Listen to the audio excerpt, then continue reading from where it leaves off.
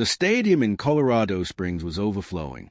Flags rippled through the air, cameras flashed relentlessly, and thousands of voices merged into a single chant as President Donald Trump prepared to take the stage for a Veterans Appreciation Rally.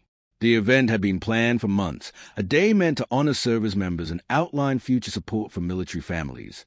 No one expected it to unfold the way it did. As Trump stepped onto the stage, speech in hand, he paused to take in the crowd. Veterans filled the front rows, some standing proudly in uniform, others seated in wheelchairs, medals catching the glow of stadium lights. He began with familiar greetings, and the crowd responded with thunderous applause. Then he stopped. To his left, in the front row, sat a man in a perfectly pressed army uniform. His posture was collapsed forward, shoulders trembling. Tears streamed freely down his face. He wasn't trying to hide them. He wasn't seeking attention. He looked broken. Trump faltered mid-sentence. He glanced at the teleprompter, then back at the man. Slowly, deliberately, he closed his folder and stepped away from the podium. "You, sir," he said, pointing gently. "What's your name?" A wave of gasps rolled through the stadium. The man looked up, startled, as if unsure the moment was real. He rose slowly. "Staff Sergeant David Keller, sir." Trump nodded. "Come up here, David." Silence fell as David hesitated, then made his way toward the stage. Each step felt heavier than the last. This wasn't planned. But sometimes the most powerful moments never are. His boots echoed as he climbed the steps, hands shaking. Trump reached out, steadying him. There was no trace of political theater now, only recognition of pain. David saluted, wiping his tears with his sleeve. "Mr. President, His voice cracked. He looked down, ashamed. "Take your time," Trump said quietly, lowering his microphone. The stadium held its breath. "I wasn't supposed to be here today," David finally said. Trump motioned for a microphone to be brought to him. David took it, swallowing hard. "My best friend, Corporal Elijah Grant, and I signed up together. We deployed together. We promised we'd always watch each other's backs." His hands trembled. He didn't make it home. A soft murmur rippled through the crowd. "I wear this uniform with pride," David continued, tears returning. "But I carry guilt every day. I keep asking myself why I lived, and he didn't." Trump's expression softened completely. This was no longer about policy or politics. "I guess," David said quietly, "I just needed someone to see me today." The silence was overwhelming. "I didn't lose a friend," David went on. "I lost a brother. I held his hand while he took his last breath. And every day I ask, did I do enough?" Trump motioned for a chair. "Sit, David. You're among family." A veteran shouted from the crowd, "You did enough, soldier." Applause erupted, not for a president, but for a grieving man finally heard. Trump turned to the audience. "How many of you have asked that same question?" Hands rose, dozens, then hundreds. "This isn't just David's story," Trump said. "It's the story of every veteran who comes home but never really leaves a battlefield." He set his speech aside. "We were supposed to talk about budgets today. Those matter. But what matters more is what happens after the uniform comes off." Turning back to David, he said softly, "You didn't come back broken. You came back with a heart too big to carry it alone." David covered his face.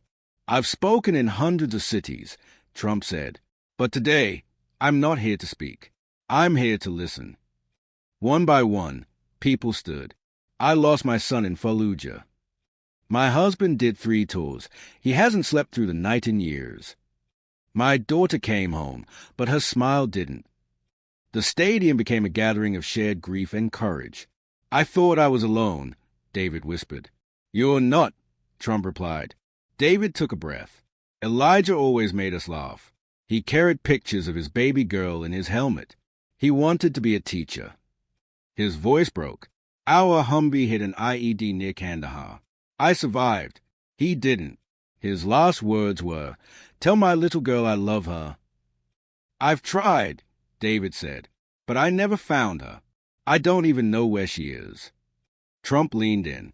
"Do you remember her name?" "Amelia." Trump turned subtly toward his staff and nodded. No child of fallen soldier, he said, should grow up not knowing how deeply they were loved. Behind the scenes, phones rang. Records were pulled. Searches began. Trump faced the crowd again. 22 veterans take their lives every day. That's not a statistic. That's 22 families shattered. I almost became one of them, David whispered. But you didn't, Trump said, and your voice might save someone else. A teenage boy stood. My brother tried last year. He's recovering. David looked at him. Tell him he's not weak. He's human. This, Trump said, gesturing around them, is what healing looks like. Hundreds of miles away, in a quiet Michigan town, 14-year-old Amelia Grant brushed her hair in the mirror. She knew her father died in a war she barely understood. The photos were old. The stories were few. Mom, she asked softly, did Dad ever talk about me? Her mother paused. He loved you more than anything. The doorbell rang. 2 officials stood outside. Mrs. Grant. One said, we're here on behalf of President Trump. He's looking for your daughter. For me? Amelia whispered. Back on the stage, Trump opened an envelope handed to him. He looked up at David. They found her, he said. David's legs nearly gave out. She's in Michigan, Trump continued. 14 years old. And for the first time in years, David Keller felt something break through the grief. Hope. Amelia's mother had always kept her father's memory alive, but never the whole story. Not like this. The crowd erupted in cheers, but David Keller could barely breathe. His chest heaved as if the weight he carried for years had suddenly doubled. President Trump stepped closer and placed a folded letter into David's trembling hands. It's from her, Trump said quietly. She wrote back. David opened it with care, as though it might fall apart. Dear Staff Sergeant Keller, my mom told me about you. She said my dad loved you like a brother. She said he would have wanted me to meet you. If you still remember him, maybe you can help me remember him too. David broke. Trump leaned in and whispered, we'll fly you to her tomorrow. For a man who once believed he had nothing left to give, David suddenly realized he was holding something priceless, the key to a child's lost memories. The next morning, David boarded a private jet bound for Michigan, the letter clutched to his chest. Years of silence, guilt, and grief pressed against him, but something had shifted. For the first time since the war, he felt like he was moving forward instead of surviving. In a quiet Michigan town, Amelia Grant stood by the window, twisting her fingers nervously. Her backpack sat untouched by the door. He's here for you, her mother said softly, but I think you'll find he needed this too. When David stepped out of the car, Amelia's eyes filled with tears.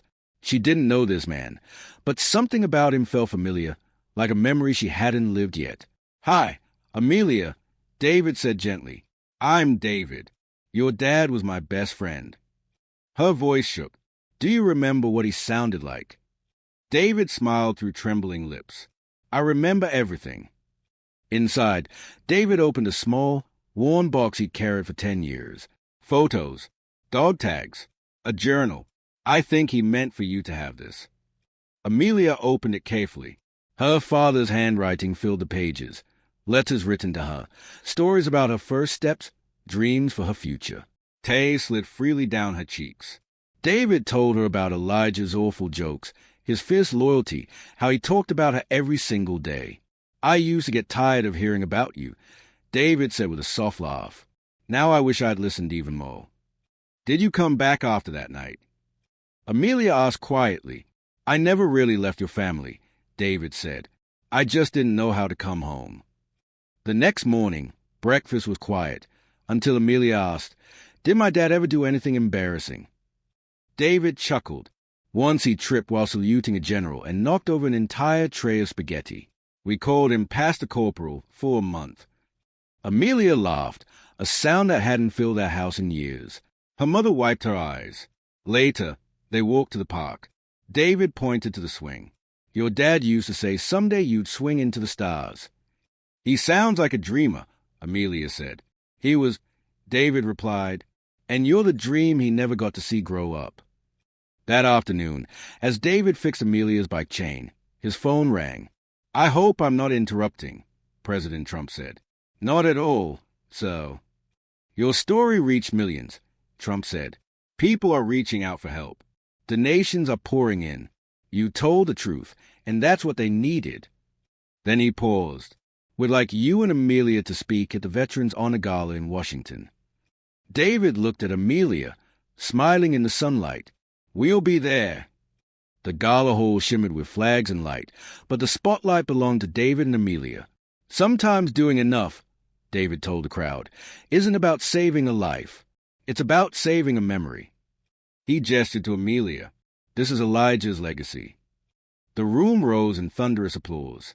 The next day, they stood together at Arlington National Cemetery. Amelia knelt beside the headstone, holding a sunflower. Hi, Dad, she whispered. I read your journal. I know you loved me. I love you too. David placed his hand on the stone. I finally found her, brother. A trumpet played taps in the distance. The story spread. Veterans reached out. Families talked. Amelia started a blog, Letters to Dad, sharing excerpts, reflections, and messages to other kids who'd lost a parent in service. Together, David and Amelia founded the Elijah Project, connecting children of fallen soldiers with those who knew their parents best. Healing followed. Stories were told. Laughter returned. A year later, David and Amelia stood on stage again in Colorado Springs. I went off script because I saw a man crying, Trump said. I didn't know it would lead to this. Amelia stepped forward. My dad died a hero, but now he's more than a folded flag. Here's a story we're still writing. As the crowd dispersed, Amelia asked David, what made you speak that day? He smiled. Maybe it was time. And none of it was planned. No, he said, but the best parts never are. They walked off the stage together. 2 lives changed because someone stopped to listen. And the world listened too.